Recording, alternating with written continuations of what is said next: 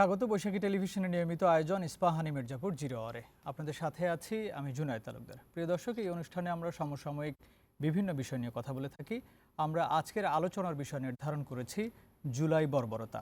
এই বিষয় নিয়ে কথা বলার জন্য স্টুডিওতে আমার সঙ্গে দুজন অতিথি উপস্থিত আছেন। প্রথমেই তাদের সঙ্গে পরিচয় করে দিতে চাই। আমার সঙ্গে প্রথমে আছেন অ্যাডভোকেট মোহাম্মদ মাহবুবুর রহমান খান, সাবেক সহ সম্পাদক সুপ্রিম কোর্ট বার, এবং আরও আছেন মোহাম্মদ ইয়াসিন আরাফাত, কেন্দ্রীয় মজলিসে শুরা সদস্য, বাংলাদেশ জামায়াতে ইসলামী। আসসালামু আলাইকুম। আপনাদের দুজনকে স্বাগত জানাচ্ছি স্টুডিওতে এসে আমাদেরকে সময় দেওয়ার জন্য। প্রিয় দর্শক, মূল আলোচনায় যাব তার আগে বৈশাখী টেলিভিশনের প্রধান প্রধান শিরোনামগুলো দেখে নিতে চাই। রাষ্ট্রপতির ক্ষমা প্রদর্শন ও বিচার বিভাগ বিকেন্দ্রীয়করণে সব দলের মতৈক্য, জানিয়েছেন আলী রিয়াজ।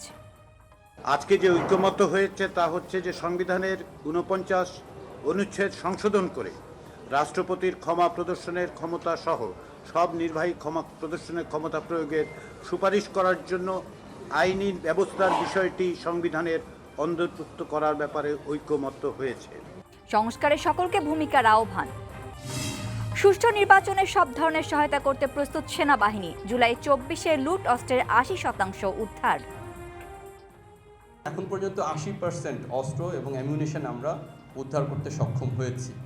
বাকি যে 20% আছে আমরা চেষ্টা করে যাচ্ছি যে এইগুলো যেন নির্বাচনের পূর্বে যতদূর সম্ভব আমরা এগুলো উদ্ধার করতে পারি।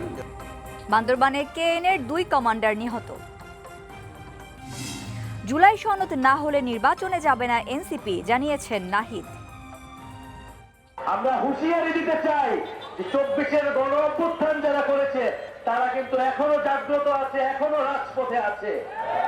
ফলে যদি কেউ মনে করে আবার পুরনো বন্দোবস্ত, পুরনো দখলদারিত্ব, পুরনো সন্ত্রাসের রাজনীতি আবার ফেরত আনবে, তাদের পরিণতিও কিন্তু স্বৈরাচার হাসিনার মতোই হবে। এই মুহূর্তে সংবিধান পরিবর্তন জরুরি। নির্বাচনের আগে জাতীয় গুরুত্বপূর্ণ নীতিমালা প্রণয়ন চায় না বিএনপি। জাতীয় নির্বাচনকে সামনে রেখে, বিবেচনায় রেখে এই ধরনের একটি জাতীয় গুরুত্বপূর্ণ নীতিমালা এই সময়ে একতরফাভাবে প্রণয়ন করা সমীচীন হবে না বলে বিএনপি বিশ্বাস করে। আনুপাতিক হারের ভোটে দেশে স্বৈরশাসন ফেরার আশঙ্কা এবং গণঅভ্যুত্থানের চানখার পুলের হত্যাকাণ্ডের মামলায় অভিযোগ গঠনের শুনানি শেষ। আদেশ ১৪ জুলাই। এনবিআর এর আরও ৫ কর্মকর্তার বিরুদ্ধে অনুসন্ধানে দুদক। দর্শক, আমরা শিরোনামগুলো শুনছিলাম। আমরা মূল আলোচনায় যেতে চাই। প্রথমে শুরু করতে চাই মোহাম্মদ ইয়াসিন আরাফাত, আপনাকে দিয়ে।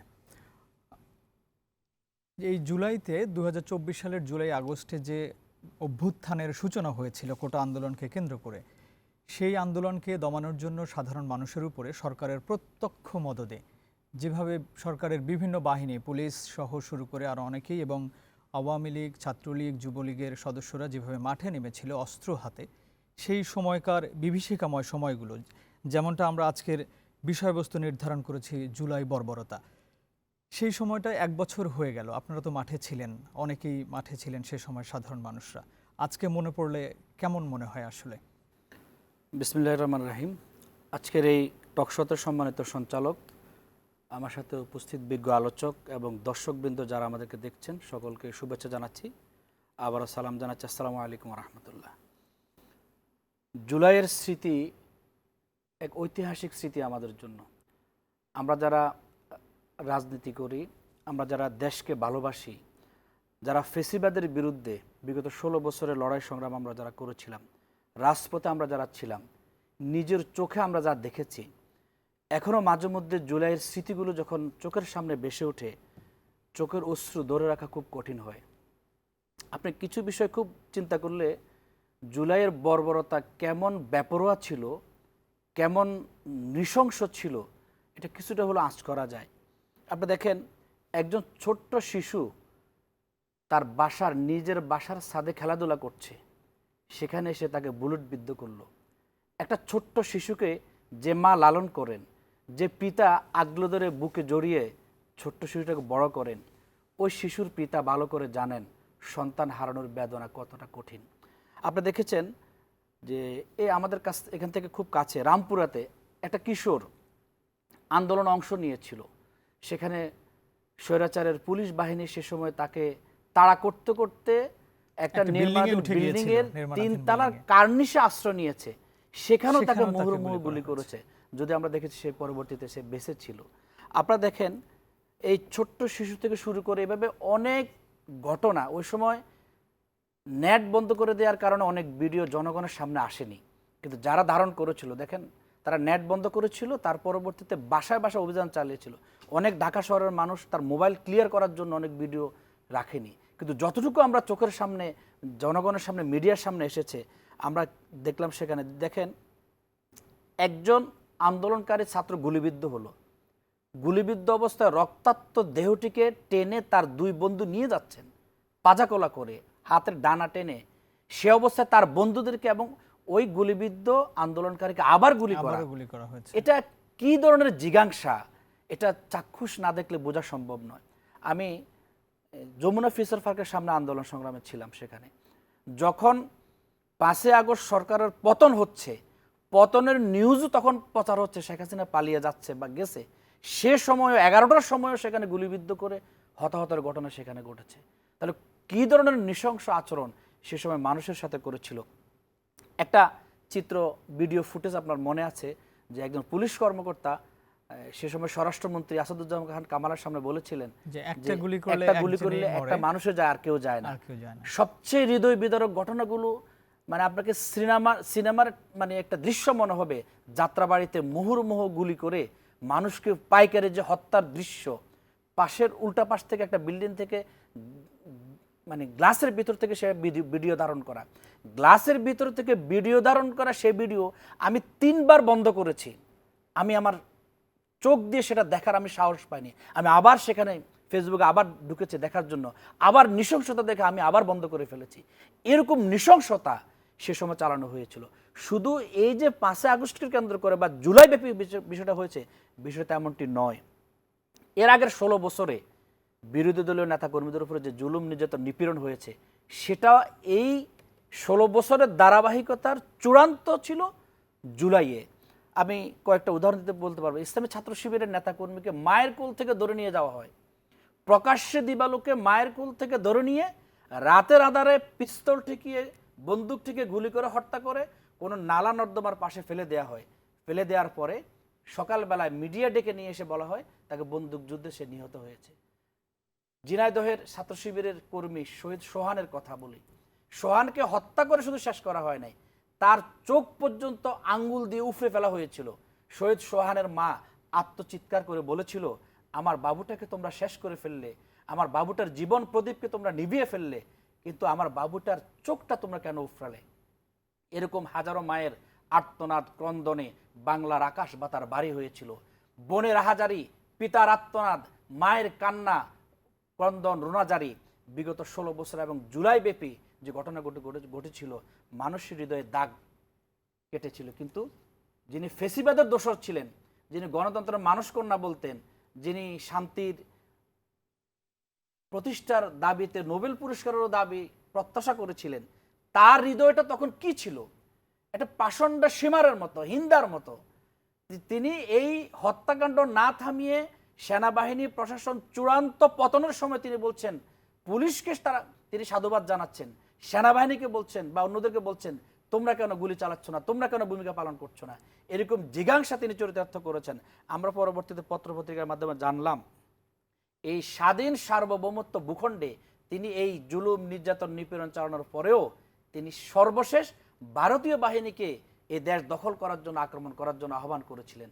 একজন দেশের রাষ্ট্রপ্রধান, রাষ্ট্রনায়ক, তিনি তো এভাবে হতে পারেন না। আমরা দেখেছি এই ফেসিবাদের দোসর প্রধান কর্তা যিনি, তিনি বিভিন্ন সময়ে তৎকালীন বিরোধী দলীয় নেত্রী বেগম খালেদা জিয়া, জামাত ইসলামের নেতৃবৃন্দ বিভিন্ন জনের ব্যাপারে আমরা যদি এই ধরনের আচরণ করতে, এই আলোচনায় আমরা পরে আসব, প্রতিহিংসাপরণ আচরণের বই প্রকাশ ঘটে। আমরা যদি একটু বলি যে স্পিরিট এবং যে চেতনা নিয়ে যা ভেবে সাধারণ মানুষ থেকে শুরু করে ছাত্র জনতা সবাই যে আন্দোলনটা করলেন, সেই আন্দোলনের যে মূল উদ্দেশ্য ছিল, এটা তো শুধুই শেখ হাসিনার পতন নিশ্চয়ই না, সেখানে শুধুই আওয়ামী লীগের পতন না, সেটা তো ছিলই ফ্যাসিজমের পতন, সাথে যে মানুষের অন্যান্য আকাঙ্ক্ষাগুলো ছিল। এই আজকে 1 বছর পরে এসে কি আপনার কাছে মনে হয় যে সেই স্পিরিটে বা সেই চেতনায় আমরা আছি এখন?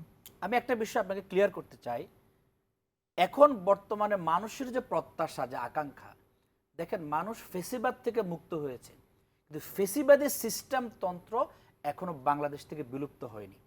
তার মানে এই নয় শেখ হাসিনার পতন ভুল ছিল, তার মানে এই নয় ফেসিবাদের জুলুমতন্ত্রের অবসান ঘটানো ভুল ছিল, তার মানে এই নয় ছাত্রলীগ যুবলীগ আমাদের নারীদের উপরে, ছাত্র সমাজের উপরে যে জুলুম নির্যাতন নিপীড়ন চালিয়েছিল সেখান থেকে রক্ষা পাওয়াটা ভুল ছিল। প্রত্যাশার জায়গায় মানুষের প্রত্যাশা অনেক বেশি, সেই প্রত্যাশা পূরণে আমরা হোঁচট খাচ্ছি, আমরা ক্ষণে ক্ষণে ব্যর্থ হচ্ছি।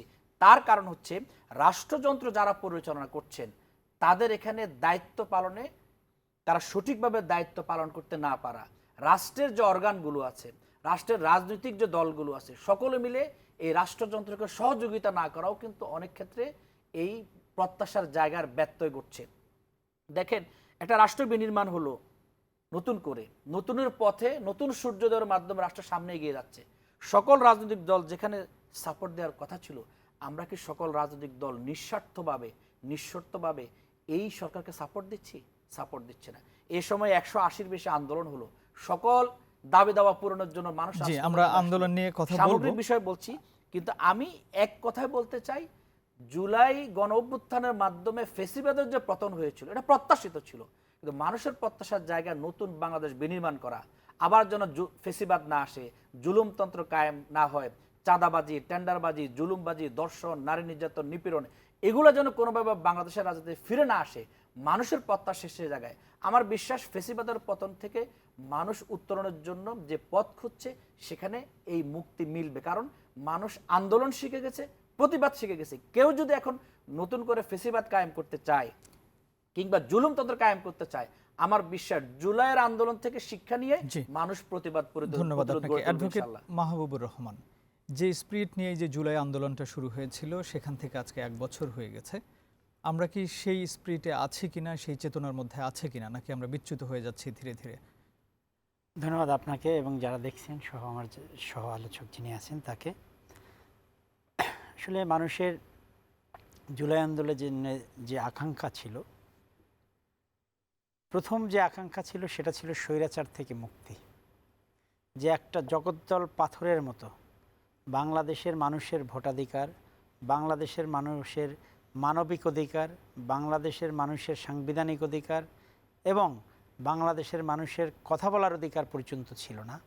সেই জায়গায় মানুষ স্বাধীনভাবে কথা বলতে চেয়েছে, মানুষ তার যে ন্যায্য দাবি দেওয়া সেটা স্পষ্ট করে বলার স্বাধীনতা চেয়েছে। তো সেই জায়গা থেকে তার যে ভোটাধিকার, সেই ভোটাধিকার দেওয়ার সে প্রত্যাশা করেছে, সে ন্যায় বিচারের প্রত্যাশা করেছে। আমি মনে করি মানুষের মোটা দাগে যে এই যে চাওয়াগুলো, সেই জায়গাটাতে প্রথম শেখ হাসিনার পতনের পরেই এই জায়গাটাতে অনেকটা মানুষের চাওয়া পূরণ হয়েছে। কারণ যে ফেসিজম বাংলাদেশের মানুষের উপরে ভর করেছিল, সেই জায়গাটা থেকে দেখেন আজকে আমরা সবাই স্বাধীনভাবে কথা বলতে পারছি। আপনার হচ্ছে অনেকগুলো আন্দোলন হচ্ছে, অনেকেই একটা গুমোট পরিবেশ ছিল, তাদের যে দাবি দাওয়া আছে, তাদের যে বক্তব্য আছে, তাদের যে চাহিদা আছে সেটা প্রকাশ করার সুযোগ পায়নি।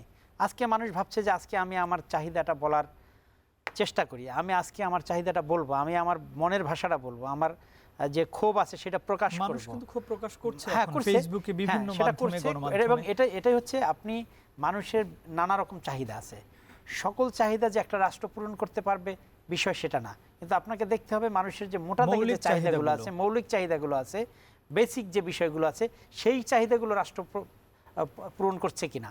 এই রাষ্ট্রটা একটা পুলিশি রাষ্ট্রে পরিণত হয়েছিল, এই রাষ্ট্রটা একটা আজকে আমরা অনেক শুনেছি যে এইখানে টকশো করেছে, টকশো করে বাসায় টকশো করে নিচে নামার সাথে সাথে তাকে পুলিশ ধরে নিয়ে গেছে। এই যে জায়গাগুলো, এই জায়গাগুলোতে কিন্তু অলরেডি পরিবর্তন এসেছে। মানুষ কিন্তু আজকে একটা প্রত্যাশা করছে সামনে একটা সুন্দর নির্বাচন হবে, সবাই তাদের ভোটাধিকার প্রয়োগ করবে। মানুষ কিন্তু আজকে ন্যায় বিচারের প্রত্যাশা করছে। আজকে 1 বছর হয়েছে, আজকে যদি এই ফেসিজম থাকতো, বাংলাদেশ না সারা পৃথিবীতেই কিছু কিছু দুর্ঘটনা, কিছু কিছু অ্যাক্সিডেন্ট, কিছু কিছু অপরাধ থাকবে, এটা সারা পৃথিবীতেই আছে। কিন্তু আপনি দেখেন গত 1 বছর যদি এই ফেসিজম থাকতো, বাংলাদেশে ছাত্র দলের নেতা জনি হত্যা, তাকে 22টা গুলি করা হয়েছিল। একটা মানুষকে কিছুদিন আগে মামলা হয়েছে, তার জন্য আপনি কয়টা গুলি লাগে? তার মানে কি এটা একটা প্রতিহিংসা, এটা হচ্ছে বর্বরতা, এটা একটা নিষ্ঠুরতা, এবং দেখানো মানুষকে উদাহরণ সৃষ্টি করা, ভীতি সৃষ্টি করা, যে মানুষ যাতে কথা না বলে, মানুষ যাতে প্রতিবাদ না করে, মানুষ যাতে শেখ হাসিনার ফেসিজমের বিরুদ্ধে প্রতিবাদ না করে, ভয় সৃষ্টির জন্য, ভয় তৈরি করার জন্য এই কাজটা করা হয়েছিল। সেই জায়গাগুলো থেকে তো মানুষ আজকে মুক্তি পেয়েছে, মানুষ তো আজকে কথা বলতে পারছে। কিন্তু যারা এই বর্বরতাটা করলো, আমরা যে বিষয় আজকে দিয়েছি জুলাই বর্বরতা, এই বর্বরতার সঙ্গে যারা জড়িত ছিলেন তাদের বিচার কি সম্ভব, আসলেই প্রকৃতপক্ষে সম্ভব? এখন আমি মনে করি এখানে তো সরকারের বিভিন্ন পর্যায়ের লোকজন সরকারের জড়িত ছিলেন। এই একটা জায়গাই আছে যে জায়গাটাতে সরকারকে আরও বেশি সংগঠিত রাজনৈতিক যে দলগুলো আছে যারা ফেসিবাদ বিরোধী আন্দোলনে সক্রিয় ছিল তাদের ঐক্যমতের প্রয়োজন আছে। কারণ এই ফেসিবাদ সৃষ্টি তো শুধুমাত্র একক ব্যক্তি শেখ হাসিনা ফেসিস্ট হয়েছে, তার কিছু আনুষঙ্গিক সহযোগী ছিল, সেগুলোর নিশ্চয়ই রাষ্ট্রযন্ত্র ছিল, সেখানে বিচার বিভাগ ছিল, সেখানে পুলিশ ছিল, সেখানে আমাদের ডিসিএসপিরা ছিল। বাংলাদেশের রাষ্ট্রযন্ত্রের অনেকগুলো প্রতিষ্ঠানই শেখ হাসিনার এই ফেসিজমকে কায়েমের সহায়ক ছিলেন।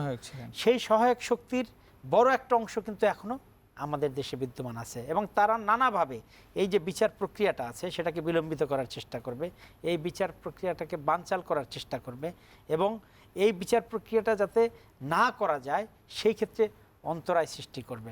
সুতরাং এই চ্যালেঞ্জগুলো ওভারকাম করে এই চ্যালেঞ্জগুলো একটা জায়গায় তখনই যাওয়া যাবে যখন সার্বিকভাবে এই সবার সহযোগিতাটা থাকবে, এবং এই প্রশাসন থেকে সবার আগে যখন এই ফেসিস্টদের যে সহযোগী আছে তাদেরকে বিতাড়িত করতে হবে। ধন্যবাদ।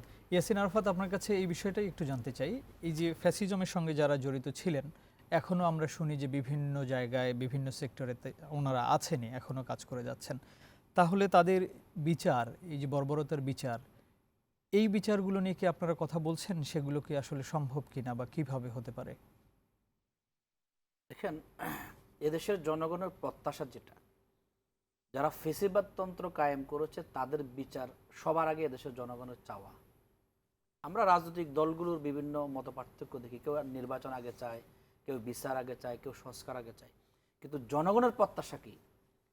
এই জনগণকে যারা 16 বছর ধরে জুলুম নির্যাতনের যাতা করলো, পিষ্ট করলো, যে মা সন্তান হারালো, যে বাবা সন্তান হারালো, যে বোন ভাই হারালো, তারা কি চায়? তারা তো সবার আগে তার সন্তানের বিচার চায়, বিচারটা দৃশ্যমান দেখতে চায়।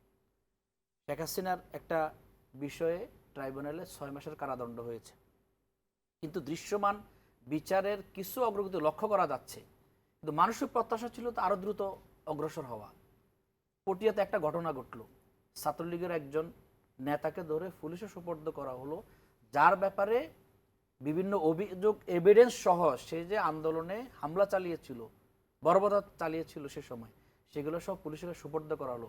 কিন্তু তার নামে তো মামলা ছিল না, পুলিশ বলছে মামলা নাই। জি, এই যে মামলা নাই, 16 বছর জামাত শিবিরের বিরুদ্ধে কারণে তো কোনো মামলা ছিল না, আমার বিরুদ্ধে তো কোনো এলাকায় কোনো মামলা ছিল না, কিন্তু আমি আমার বাড়িতে 16 বছর একটা ঈদ করতে পারিনি। ঢাকায় পল্টন থানায় 30টা মামলা, অথচ আমি কোনোটার খবরে জানি না। কিন্তু মামলা ছাড়া গ্রেফতার, এটা মব যেটা বলা হচ্ছে, যে মব তৈরি করা, সেটাও তো বোঝার জন্য আমি বলছি, মামলা ছাড়া গ্রেফতারের কথা আমি বলছি না। ছাত্রলীগ নিষিদ্ধ সংগঠন, আওয়ামী লীগ নিষিদ্ধ সংগঠন, তারা ফেসবুক, বিভিন্ন অনলাইন তাদের দলীয় বৈঠক করে প্রোপাগান্ডা চড়াচ্ছে। তারা এখনো পর্যন্ত জুলাইয়ের এত গণহত্যা, এত রক্তক্ষরণের পরও কোনো দুঃখ প্রকাশ নাই, অথচ তারা বুক ফুলিয়ে ঘুরে বেড়াবে। আর জুলাইয়ের আহতরা যোদ্ধারা বসে বসে তামাশা দেখবে, তাদের হুমকি দামকি দেখবে, এটা তো হতে পারে না। এখানে পুলিশের দায়িত্ব ছিল, পুলিশের নাকের ডগায় ঘুরে পুলিশ সেটা করে না। কেন করে না? আপনাকে একটা পয়েন্টটা বলি। পুলিশের যে ওসি বা যে কর্মকর্তারা জুলাইয়ের সময় শেখ হাসিনার নির্দেশে গুলি চালিয়েছিল, তারা এখন অনেকে বহাল তবিয়তে আছে, তাদেরও তো কাঠগড়ায় দাঁড়ানোর প্রয়োজন। কাঠগড়ে কে দাঁড় করাবে? বিগত 16 বছরের রাষ্ট্রযন্ত্রকে ধ্বংস করা হয়েছে। বিচার বিভাগ বলেন, পুলিশ প্রশাসন বলেন, র্যাব বলেন, সেনাবাহিনী বলেন, বিজিবি বলেন, কোথায় তারা ধ্বংস করেনি? যার কারণে কাঙ্ক্ষিত প্রত্যাশিত বিচার প্রক্রিয়া সামনে এগোচ্ছে না। এখনো দোসররা, আমরা কি বলেছি, ফেসিবাদের প্রধান নায়ক যিনি, তিনি বিতাড়িত হয়েছেন, তার মন্ত্রী এমপিরা বিতাড়িত হয়েছে, কিন্তু তার রেখে যাওয়া প্রশাসন যন্ত্র যেভাবে সাজানো ছিল, কিছু এদিক সেদিক হয়েছে। হয়তো এই থানার ওসি আরেক থানায় গিয়ে ওসি হয়েছে, কিন্তু তিনি যে এই থানায় অপকর্মগুলো চালিয়ে গেলেন, এত অপরাধ করলেন, এত নিরীহ মানুষকে জেলে বন্দি করেছিলেন তিনি, তার তো কোনো সুষ্ঠু সুরা আমরা দেখছি না। এই জায়গায় রাজনৈতিক ঐক্য থাকা প্রয়োজন ছিল, আমি সেটা দেখছি না। এরপর আমাদের যারা এখন ইন্টারিম গভর্নমেন্টে যারা আছেন তাদেরকে এক একজন এক এক নামে কোণঠাসা করে ফেলা হচ্ছে, বিভিন্ন ষড়যন্ত্র তত্ত্ব সামনে চলে আসছে। এই সামগ্রিক কারণে বিচার প্রক্রিয়াগুলো সামনে আগাচ্ছে না। কিন্তু সুনির্দিষ্টভাবে আমি তো মনে করি পুলিশের সকল সদস্য অপরাধী না। তাহলে অপরাধী না হলে যারা অপরাধী না, যারা অপরাধ করেছেন তারা কিন্তু সঠিক জানেন। একটা ব্যারাকে যদি 100 জন পুলিশ সদস্য থাকে, সেখানে অতি বাড়াবাড়ি কে করেছিলেন, কে গুলি চালিয়েছেন। আমরা মাঝে মধ্যে দেখতাম যে মিছিলের সামনে 50 জন 100 জন পুলিশ সদস্য দেখা যাচ্ছে, পুলিশের প্রধান কর্মকর্তা তাকে থামানোর চেষ্টা করছে, কিন্তু সে আগ বাড়িয়ে যাচ্ছে। আমরা পরে পত্রিকা দেখে সে ছাত্রলীগের কোনো ক্যাডার ছিল, কোনো দলীয় পদে ছিল। এই ব্যক্তিগুলোর খবর কি পুলিশ জানে না? ডিবি এসবি তারা জানে না যে কারা সেদিন গুলি চালিয়েছে, কারা অতি বাড়াবাড়ি করেছে? তাদেরকে চিহ্নিত করেও যদি বিচারের আওতায় নিয়ে আসা যেত, তাহলে মানুষ প্রশান্তি পেত, মানুষ একটা আশার জায়গায় বুনতো। আজকে বিভিন্ন রাজনৈতিক দল কিন্তু একথা বলছে, সুষ্ঠু বিচার ছাড়া কেউ পার পাবে না। কারণ যে জুলাইয়ের আন্দোলনে যারা রক্ত দিয়েছে, জীবন দিয়েছে, তাদের পরিবার পরিজন, সে ছাত্র সমাজ, সেই জনগণ, সেই যুব সমাজ এখনো বাংলাদেশে আছে। জুলাইয়ের রক্ত কিন্তু এখনো শুকায়নি। আপনি হাসপাতালে গিয়ে দেখেন, আজকেও আমার নাঙ্গলকোট আমার বাড়ি, আপনি জানেন, সেখানে আমার এলাকার একজন আহত যোদ্ধা কয়েকদিন পরে সে বিদেশে চিকিৎসার জন্য যাচ্ছেন, আজকে আমার সাথে একটু দেখা করার জন্য এসেছেন। এখনো তাদের চোখে অশ্রু দেখি আমরা। সুতরাং এই অশ্রু, এই রক্ত ঘাম যাদের শুকায়নি, সে বাংলাদেশে বিচার ছাড়া, ফেসিবাদতন্ত্র থেকে মুক্ত হওয়া ছাড়া, একটি সুন্দর বাংলাদেশ বিনির্মাণ হওয়া ছাড়া, জুলাইয়ের যোদ্ধারা, তার সহযোগীরা বা একটি নতুন বাংলাদেশ যারা প্রত্যাশা করেন, তাদের এই প্রত্যাশার প্রাপ্তির পূরণ ছাড়া আমি মনে করি না যে। জি, ইয়াসিন আরাফাত, ধন্যবাদ আপনাকে। আমরা বিরতির পরে এসে আপনার সাথে কথা বলবো। মোহাম্মদ মাহবুবুর রহমান খান, আমরা জুলাই যোদ্ধাদের জন্য আমরা আসলে কি করতে পেরেছি এই 1 বছরে, যাদের চক্ষু হারিয়েছেন, জীবন দিয়েছেন, তাদের বিষয়ে কি করতে পেরেছি সেটা নিয়ে আলোচনা করব। প্রিয় দর্শক, ইস্পাহানি মির্জাপুর জিরো আওয়ারে নিচ্ছে ছোট্ট একটা বিরতি, ফিরছি একটু পর, আমাদের সাথেই থাকুন।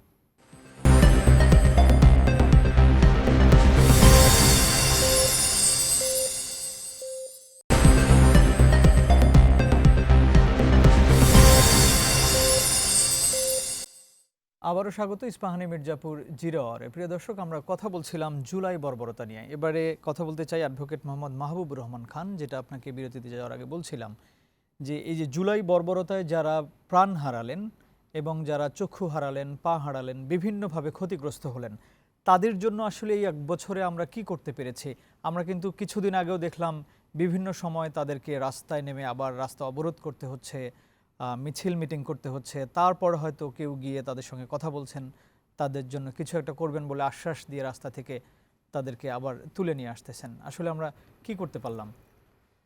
ধন্যবাদ। আপনার এই প্রসঙ্গে আসবো, তার আগে আমি একটু পটিয়ার ঘটনাটি নিয়ে বলি। দেখেন, যখন কেউ ফৌজদারি অপরাধ করে এবং তার অপরাধের প্রমাণ থাকে, তাকে গ্রেপ্তার করার জন্য কোনো মামলা লাগে না।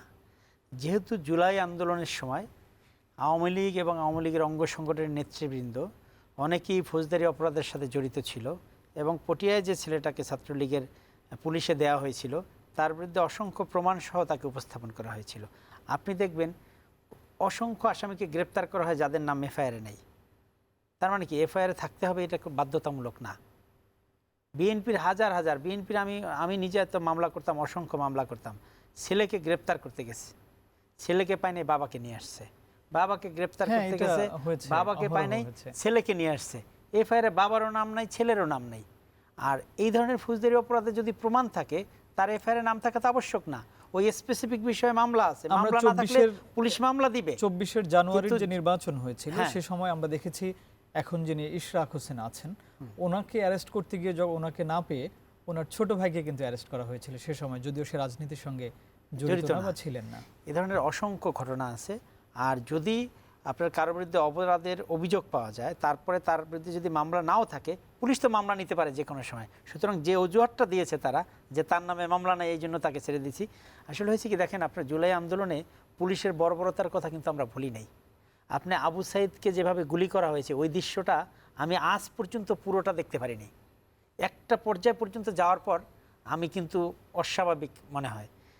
একটা ভ্যান থেকে, পুলিশের ভ্যান থেকে যেভাবে একটা লাশ, একটা ছেলে, জীবন্ত ছেলে, তাকে ফেলে দেওয়া হয়েছে, আপনারা দৃশ্যটা দেখেছেন। সাভারে যেভাবে পুড়িয়ে মারা লাশ হলো পুড়িয়ে সবাইকে ফেলা একসাথে। হয়েছে, এই যে পুলিশের এবং বর্বরতা সেখানে একজন জীবন্ত ছিল, এবং শুধু তাই না, আপনি স্নাইপার দিয়ে গুলি, আপনার যে ধরনের বড় বড় ঘটনা ঘটেছে জুলাই মাসে, আমরা মুগ্ধকে যেভাবে হত্যা করা হয়েছে, ওয়াসিমকে যেভাবে হত্যা করা হয়েছে, এগুলো তো সব বর্বরতার একেবারে চরম শিখরে। তো যারা এটার সাথে সম্পৃক্ত ছিল তারা এখন মামলা খুঁজছে, তারা তো মনে করে যে এরা তো তাদের সহযোগী ছিল, তারা তো কাঁধ মিলিয়ে তাহলে মামলা করেছে। যারা এই যে স্যাক্রিফাইস করলেন দেশের জন্য, এখন সবকিছু জুলাইয়ের যে করলেন, বিষয়টা কিন্তু তারা বলছেন কি যে পেলেন আসলে? দেখেন, মানে আসলে তাদের তো যখন চিকিৎসাটুকু পাওয়ার অন্তত দুইটা এখানে অধিকার আছে। পাওয়ার দুইটা বিষয়। একটা বিষয় হচ্ছে যারা মৃত্যুবরণ করেছে, আমাদের যারা আমরা ফেসিবাদ বিরোধী আছি বা এদেশের মানুষ আছে বা সারা বিশ্বের মানুষ আছে, তারা মনে করে তাদেরকে তো আমরা জাতির শ্রেষ্ঠ সন্তান মনে করি, তাদের আমরা সর্বোচ্চ সম্মানটা প্রদর্শন করি, এবং সেই সাথে আমরা মনে করি তাদের যারা ক্ষতিগ্রস্ত পরিবার আছে, যাদেরকে সহযোগিতা করা দরকার, সরকার পাশে দাঁড়িয়েছে, হয়তো সেই দাঁড়ানোটা পর্যাপ্ত না, কিন্তু সরকার চেষ্টা করছে, এবং যারা আহত আছে তাদেরও চিকিৎসা দিচ্ছে, কাউকে কাউকে বিদেশে পাঠাচ্ছে, কাউকে দেশে চিকিৎসা দেওয়ার ব্যবস্থা করা হচ্ছে। হয়তো সেই চিকিৎসার পরিমাণটা বা সরকারের যে উদ্যোগটা সেটা এখনও যথাযথ হয়নি। তবে এটাও মনে রাখতে হবে যে এই জুলাই যোদ্ধারা আমাদের কিন্তু শ্রেষ্ঠ সন্তানদের একটা, কারণ এই একটা প্রজন্ম, অবশ্যই সব ধরনের আন্দোলনে সব শ্রেণী পেশার মানুষ সম্পৃক্ত হয়, কিন্তু এই জুলাই আগস্টের আন্দোলনে দেখবেন আমাদের তরুণ প্রজন্মটা কিন্তু সবার আগে নেতৃত্বে ছিলেন, তাদের কিন্তু সংখ্যাগরিষ্ঠ অংশগ্রহণ, তাদের নেতৃত্ব কিন্তু তারা ছিল। এই জায়গাটাতে আমাদের এই তরুণ প্রজন্ম যাতে কোনোভাবে হতাশ না হয়, এই জুলাই আন্দোলনে যারা আহত হয়েছে, যারা নিহত হয়েছে, তাদের পরিবার যাতে যথাযোগ্য মর্যাদা পায়, এবং যারা আহত হয়েছে যথাযথ চিকিৎসা পায়, এটা যদি না হয় তাহলে দেশের প্রয়োজনে ভবিষ্যতে কেউ সামনে এগিয়ে আসবে না। আমরা আশা করি সরকার এদের যথাযথ সম্মান দিবে, সেই সাথে অন্য কোনো যদি প্রয়োজনীয় চাহিদা থাকে সেইটা মিট আপ করার চেষ্টা করবে। জি, ইয়াসিন আরাফাত, নির্বাচন নিয়ে তো আপনারা কথা বলছেন বিভিন্ন সময়, কিন্তু এই জুলাই যোদ্ধাদের বিষয়ে স্পেসিফিকভাবে আপনারা আসলে কি করছেন বা আপনাদের পরিকল্পনা কি ছিল বা কত দূর করেছেন? দেখুন, জুলাই যোদ্ধারা আমাদের শ্রেষ্ঠ সম্পদ। আমাদের সন্তানরা আমাদেরকে নতুন এক বাংলাদেশ উপহার দিয়ে গেছে।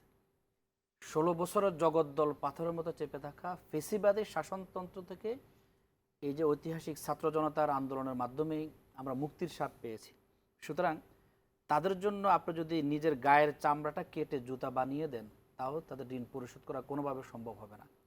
আমরা দলগতভাবে জামাত ইসলামী বলার জন্য বলছি, প্রত্যেকটা শহীদ পরিবারকে খুঁজে খুঁজে আমরা প্রত্যেক ফ্যামিলিকে 2 লক্ষ টাকা করে তাদেরকে আমরা হাদিয়া দিয়েছি।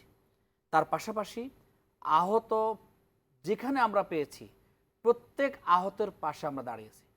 আমরা সন্ধান পেয়েছি, কিন্তু ওই আহতের পাশে তারা পারিবারিকভাবে আর্থিক, সামাজিক বা অন্যান্য বিষয়ে আমরা সহায়তা নিয়ে দাঁড়াই নেই, এরকম একটা ঘটনাও আমাদের দৃষ্টিগোচর হয়নি। মাঝে মধ্যে 2-1টা কেস এরকম ছিল, ঢাকায় আহত হয়েছে, ওই ভাইটা গ্রামে চলে গেছে, সেখানেও আমরা যখন সন্ধান পেয়েছি শহীদ কিংবা আহত ফ্যামিলি, তাদের পাশে আমরা দাঁড়ানোর চেষ্টা করেছি। তার পাশাপাশি জামাত ইসলামী ইন্টারিম গভর্নমেন্টের সাথে যে বিষয়গুলো জোর দিয়ে কথা বলছেন, সেখানে আমরা জুলাই সনদের কথা বলেছি। এই যে জুলাইয়ে যারা অবদান রাখলো তাদের পক্ষে সনদটা হবে ঐতিহাসিক। দেখেন, ইতিহাসের স্বাক্ষর হওয়া খুব কঠিন। এই যে আমি জুলাইয়ের সাক্ষী হতে পারলাম, এটা আল্লাহর পক্ষ থেকে আমি মনে করি যে আমার জন্য একটি নেয়ামত। আমি 90-এর গণ অভ্যুত্থান কিংবা 71-এর স্বাধীনতা যুদ্ধ আমরা দেখিনি, কিন্তু আমরা 24-এর দ্বিতীয় স্বাধীনতা আমরা দেখেছি। সুতরাং এটাকে স্মরণীয় করে রাখতে এবং বাংলাদেশের এক ইতিহাস সৃষ্টিকারী যুগান্তকারী গণ অভ্যুত্থানের জন্য জুলাই সনদটা খুব বেশি জরুরি। জামাত সেটা জোর দিয়ে বলছে। জামাত আগামী 19শে জুলাই সোহরাওয়ার্দী উদ্যানে জাতীয় সমাবেশ আহ্বান করেছে। সেখানে যে 7টা দাবি, তার মধ্যে জুলাইয়ের সনদ ঘোষণা এবং তা কার্যকরের জন্য তার দ্বিতীয় দাবি হচ্ছে এটি। দেখেন, এর পাশাপাশি আমরা বলেছি সরকারকে যে শহীদ ফ্যামিলি, প্রত্যেক শহীদ ফ্যামিলি থেকে অন্তত একজনকে সরকারি চাকরি দেয়া, যাতে অন্তত ওই মা বলতে না পারে, আহারে আমার যে সন্তানটা আমার রুটি রুজির জন্য একমাত্র নিয়ামক শক্তি ছিল, আমার সন্তানকে হারিয়ে আমার এই অবস্থা, এটা যদি মা এবং বাবা বলতে না পারে, অন্তত ওই ফ্যামিলি থেকে একজনকে সরকারি চাকরি দেয়া। তার পাশাপাশি আহত যারা, তাদেরকে ক্ষতিপূরণ দেয়া, পুনর্বাসনের ব্যবস্থা করা, আহতদেরকে সুচিকিৎসা করে বিদেশে পাঠিয়ে চিকিৎসার মাধ্যমে সুস্থ করে তাকেও কর্মসংস্থানের ব্যবস্থা করা, এটা আমরা জোর দাবি জানাচ্ছি আমরা। এর পাশাপাশি ধরেন আমি 1 দফা 2 লক্ষ টাকা দিলাম, আহত হলো, চিকিৎসা খবর নিলাম, আর কখনো খবর রাখলাম না, আমরা এই তন্ত্রে বিশ্বাসী না। জামাত ইসলামী প্রতি মাসে মাসে অনেক আহত ফ্যামিলিকে, আমাদের আমির জামাত ডাক্তার শফিকুর রহমান যেখানে যাচ্ছেন, আহত ফ্যামিলির সন্তান যে লেখাপড়ার উপযোগী, তার লেখাপড়া করার মতো তার পিতা নেই, পিতা চলে গেছে, জীবন দিয়েছে, ওই সন্তানেরও কোথাও কোথাও আমরা দায়িত্ব নিয়ে তার লেখাপড়ার খরচ বহন করছি। এবং প্রতি মাসে এই ফ্যামিলিগুলির সাথে আমাদের দেখা হওয়া, সাক্ষাৎ হওয়া, তাদেরকে বিভিন্ন অনুষ্ঠানের সাথে সম্পৃক্ত করা, তাদের সাথে যোগাযোগ করা, তাদের সুখে দুঃখে অংশীদার হওয়া। আমরা জুলাই যারা শহীদ তাদের প্রত্যেকটা, সে যে দলের হোক না কেন, আমরা বলছি তারা আমাদের শহীদ, আমাদের দলের শহীদ, আমাদের শহীদ। যারা আহত তাদেরকে আমরা আমাদের একজন ফ্যামিলির সন্তান হিসেবে মনে করছি। আমার ভাই আহত হলে, আমার পিতা মাতা কিংবা কেউ অসুস্থ হলে আমরা যেভাবে আন্তরিকভাবে দেখাশোনার চেষ্টা করি, তাকে চিকিৎসা খরচ দেওয়ার চেষ্টা করি, প্রত্যেকটা জুলাইয়ের যোদ্ধাকে, আহতকে আমরা সেভাবে দেখার চেষ্টা করছি। জি, ধন্যবাদ আপনাকে। অ্যাডভোকেট মাহবুবুর রহমান খান, একটু সমসাময়িক বিষয় নিয়ে আপনার সাথে কথা বলতে চাই। আজকে উনি জুলাই সনদের কথা বললেন, ঠিক উত্তরবঙ্গে এখন এনসিপির সদস্যরা পদযাত্রায় আছেন, ওনারা বিভিন্ন জায়গায় সমাবেশ, ছোট ছোট সমাবেশ করছেন, এবং সেখানে আজকে নাহিদ ইসলাম বলেছেন যে জুলাই সনদ ছাড়া বাংলাদেশে নির্বাচন করা যাবে না, বা তারা এটা চান না।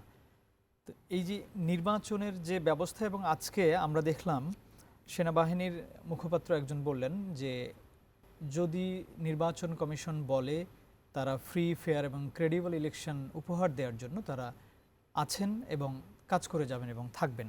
নির্বাচন নিয়ে একটু আপনার মতামত জানতে চাই আর কি। ধন্যবাদ আপনাকে। প্রথমেই বলি জুলাই সনদের কথা। আমাদের এই জায়গাটাতে একটা বিষয় সময়ের হেরফের, যে কোনো আন্দোলন, যে কোনো গণঅভ্যুত্থান বা বিপ্লবের আগে তার একটা ম্যানিফেস্টো থাকে, তার কিছু বক্তব্য থাকে, সামনে কিছু দিক নির্দেশনা থাকে, যেটা আমরা এখন বা ঘোষণাপত্র থাকে, যেটা আমরা জুলাই ঘোষণাপত্রে চাচ্ছি। কিন্তু আমাদের এই জায়গাটাতে, এই আন্দোলনটাকে আপনি যখন শুরু হয়েছে বা আন্দোলনটা যখন সমাপ্ত হয়েছে, ইমিডিয়েট পরে কিন্তু কোনো ঘোষণা আসেনি। এই ঘোষণা না আসাটা কিন্তু আমাদের একটা শূন্যতা। আর ওই সময় যদি ঘোষণাটা আসতো, সেই ক্ষেত্রে যে বিষয়গুলো সম্পৃক্ত হইতো বা যে বিষয়গুলো সন্নিবেশিত হইতো, সেই জায়গাটা থেকে কিন্তু এখন অনেকটা সরে আসছে। এখন বিভিন্ন রাজনৈতিক দল, বিভিন্ন স্টেক হোল্ডার যারা আন্দোলন করেছে, তাদের কিন্তু অনেক রকমের পয়েন্ট এই জুলাই সনদে সন্নিবেশিত করার চাহিদা এসেছে। কিন্তু আন্দোলনের ঠিক ইমিডিয়েট পরে বা আন্দোলনের সময় যদি ঘোষণাপত্র আসতো, তাহলে কিন্তু এই জিনিসগুলো আসতো না, এত হয়তো দর কষাকষির বিষয় আসতো না। এই একটা জায়গাতে আমাদের সমস্যা হচ্ছে, এটা অস্বীকার করার কোনো উপায় নেই। কারণ আমাদের মানে দলীয় মতপার্থক্য তো থাকবে, ফেসিবাদ বিরোধী হয়তো আমরা সবাই এক পয়েন্টে আছি, একই জায়গাতে আছি, কিন্তু এই জুলাইয়ের ঘোষণাপত্রে আমাদের হয়তো বিভিন্ন জনের বিভিন্ন বক্তব্য আছে। এইটা একটা বিষয় আছে, যে কারণে আমি মনে করি সামনে নির্বাচন, আর সামনে নির্বাচনের যে বিষয়টা, সেটা আজকে সেনাবাহিনী বলেছে এবং বিএনপি সবসময় নির্বাচনটা চায় দ্রুততম সময়ের মধ্যে। কারণ হচ্ছে আজকে পর্যন্ত এই ফেসিবাদ পতনের পরে আমাদের দেশকে অস্থিতিশীল করার জন্য, আমাদের এই সরকারকে অস্থিতিশীল করার জন্য, রাষ্ট্রীয় ক্ষমতায় আবার ফেসিবাদ চেপে বসার জন্য সর্বোচ্চ চেষ্টা চলছে, প্রতি মুহূর্ত চলছে। এবং যতদিন পর্যন্ত বাংলাদেশে একটা স্টেবল সরকার না আসবে, নির্বাচিত সরকার না আসবে, দেশীয় এবং আন্তর্জাতিক চক্রান্ত সর্বতভাবে এবং সর্বোচ্চ পর্যায় থেকে থাকবে।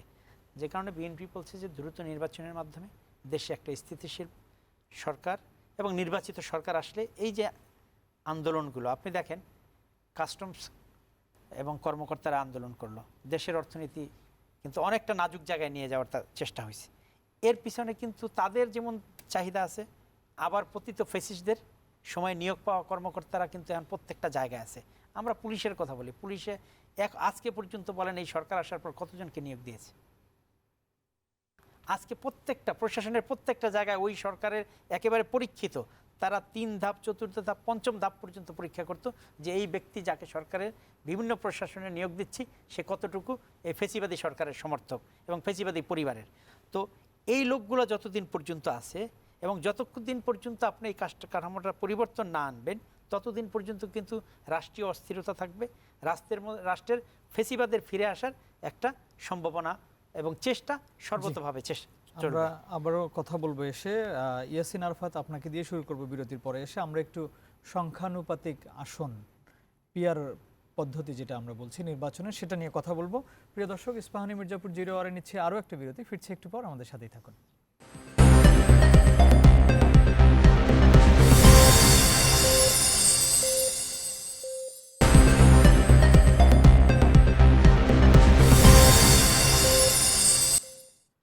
আবারও স্বাগত ইস্পাহানি মির্জাপুর জিরো আওয়ারে। প্রিয় দর্শক, এই অনুষ্ঠানটি বৈশাখী টেলিভিশনের ইউটিউব এবং ফেসবুক পেজে সরাসরি সম্প্রচারিত হচ্ছে।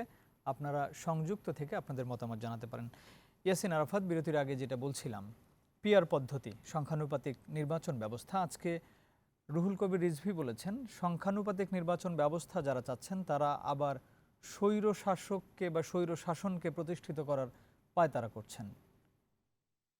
জি, উনি তো আমি মনে করি মানে খুব সহজ কথা বলছেন। এর চাইতে কঠিন কথা ওনাদের আরেকজন নেতা বলেছেন যে যারা বাংলাদেশে বিশ্বাস করে না তারা নাকি পিয়ার পদ্ধতি চায়।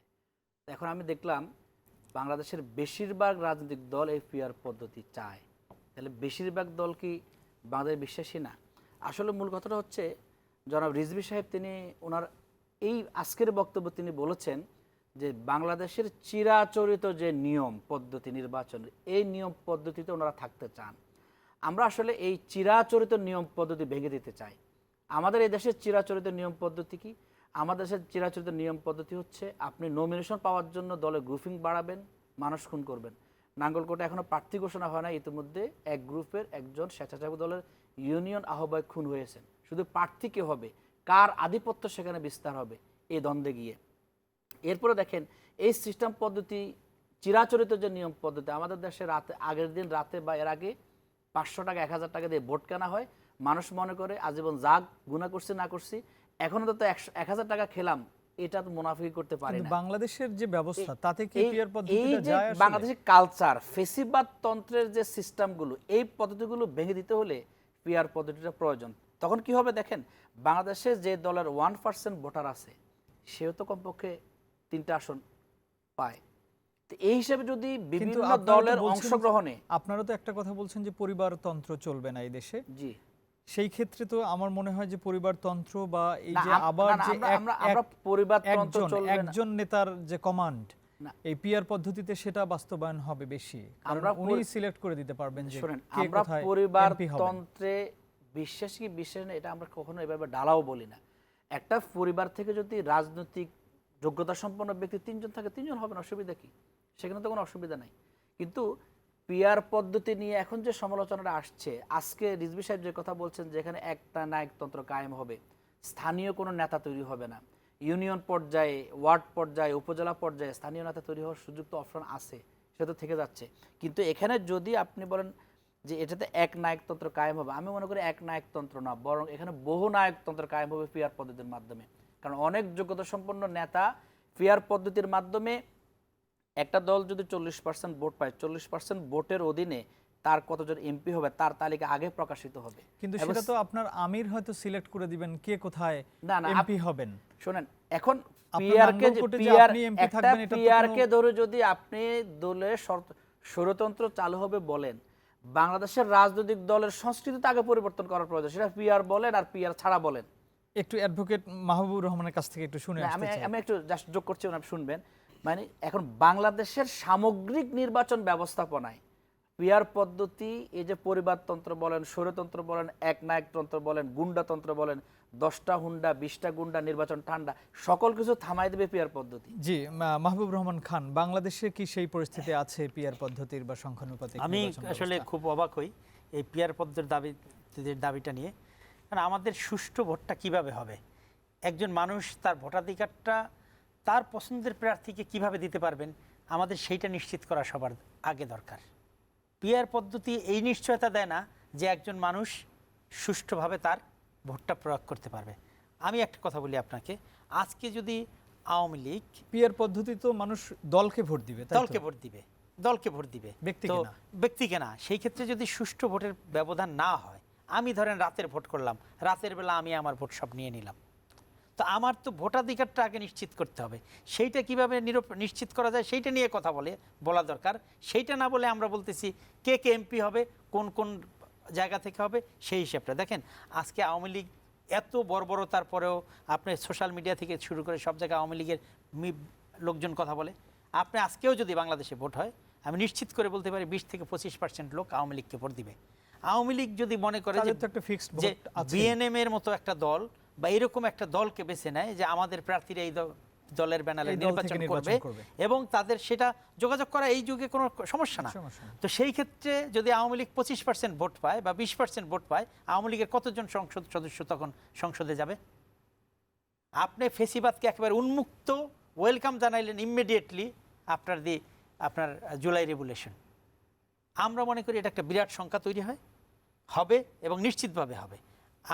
আমাদের দাবিটা হচ্ছে ভোটটা কিভাবে সুষ্ঠু হয়, সরকার যেই থাকুক, যখন থাকুক, যেই আসুক, ভোটটা কিভাবে সুষ্ঠু হবে সেইটা নিয়ে বিএনপি কথা বলতেছে। জি। সুষ্ঠু ভোটের মাধ্যমে আর জনগণ যদি স্থানীয় তাদের এমপি না পায়, তাহলে সেই এমপির তো কোনো কমিটমেন্ট থাকবে না। স্থানীয় লোকজনের সাথে তো তার আচরণটা ওই রকম হবে না। এমপি তৈরি করবেন কে? দলীয় প্রধান। দলীয় প্রদান করবে সে তার পছন্দের মতো। তাহলে তার মানে একটা লোক যখন রাজনীতি করে তার এলাকায়, তার জনগণের প্রতি তার যে কমিটমেন্ট থাকে, এলাকার উন্নয়ন নিয়ে চিন্তা ভাবনা থাকে, সেটার বহিঃপ্রকাশ তো ঘটবে না। একটু ছোট করে ইয়াসিন আরাফাত আপনার কাছে জানতে চাই, উনি যেটা বললেন যে আওয়ামী লীগের লোকজনও যদি কোনো একটা পতাকার মধ্যে গিয়ে সেখানে ইলেকশন করে, সেখানেও তারা 25% ভোট পেতে পারেন বা তাদের এই ভোটটা আছে, তাহলে কি এটার মধ্য দিয়ে আবার আওয়ামী লীগকে প্রতিষ্ঠিত করার কোনো ব্যবস্থা হচ্ছে দেখেন, কিনা? এটা একদম খোড়া যুক্তি। এখন আওয়ামী লীগ নাই, পিআর পদ্ধতিও হলো না। এখন বিএনএম বলেন আর জাতীয় পার্টি বলেন, তারা যদি নির্বাচনের সুযোগ পায়, আওয়ামী লীগের 20% ভোট তারা পাবে না? তো হিসাব তো একই, ভোট তো ওদের কাছে যাচ্ছে। এরপরে দেখেন কথা যেটা আসলো যে মানে কে কাকে ভোট দিবে, নেতা নির্বাচন করতে পারবে কি পারবে না। পিআর পদ্ধতি মানুষের প্রত্যেকটা মানুষ চিন্তা করবে যে আমার ভোটটা মূল্যায়িত হলো। একটা আসনে 51% ভোট পেয়ে একজন এমপি নির্বাচিত হলেন, 49% বা 50% পেয়ে একজন 49% পেয়ে একজন পরাজিত হলেন। পরাজিতরা বলে যে আমার ভোটের কোনো মূল্যায়ন নেই, হলো না। প্রতিটা ভোটের মূল্যায়ন, প্রতিটা ভোটের অধিকার নিশ্চিত করবে পিআর পদ্ধতি। আরেকটা কথা যেটা বারবার আসছে সেটা হচ্ছে দলের প্রধান এমপি নির্বাচিত করবেন। জামাত ইসলামী বা গণতান্ত্রিক দলগুলো ছাড়া এখন এমপি কে নির্বাচিত করে? অথবা স্থায়ী কমিটির সদস্য। এখন এমপি কে নির্বাচিত করে আপনি বলেন? এগুলো ওপেন সিক্রেট। কোথাও লন্ডনে মনোনয়নপত্র বিক্রি হয়, কোথাও মির্জা ফখরুলের বাসায় বিক্রি হয়, কোথাও নজরুল ইসলাম খানের বাসায় বিক্রি হয়। 2014 সালের যে নির্বাচন বা 2018 নির্বাচনে পত্রিকার রিপোর্ট আমি কথা বলছি, কোট করছি, আমি সাথে থাকলে দেখাতে পারতাম। একটা আসনে 5 জন স্থায়ী কমিটির সদস্য নমিনেশন পেপার বিক্রি করছেন। এগুলো তো ওপেন সিক্রেট। এই গণতান্ত্রিক প্রক্রিয়াতে থেকেও তো প্রক্রিয়াটাকে সেটা একটা ভিন্ন প্রেক্ষাপট ছিল। গণতান্ত্রিক সেটা ছিল যে বিএনপি একজন প্রার্থী দাঁড়াতেই পারছে না, আপনার মতো করে বাসায় থাকতে পারতেছে না।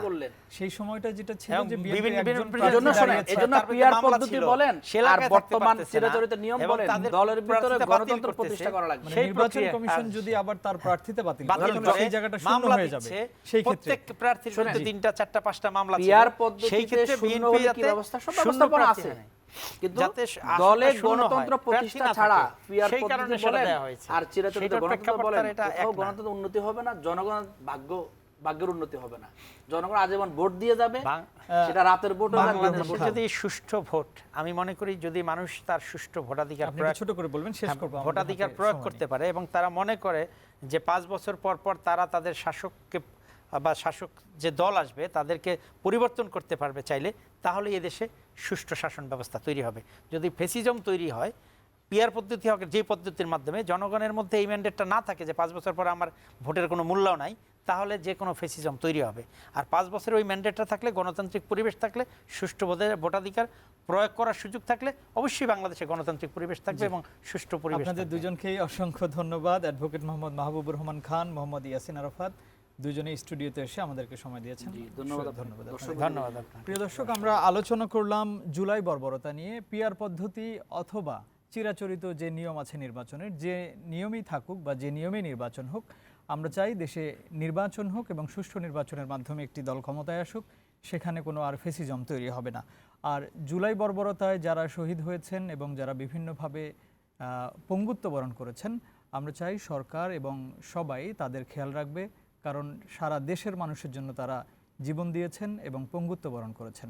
তাদের প্রতি সবাই খেয়াল রাখবে, এই আশা রইল। অসংখ্য ধন্যবাদ আমাদের সঙ্গে থাকার জন্য। শুভরাত্রি।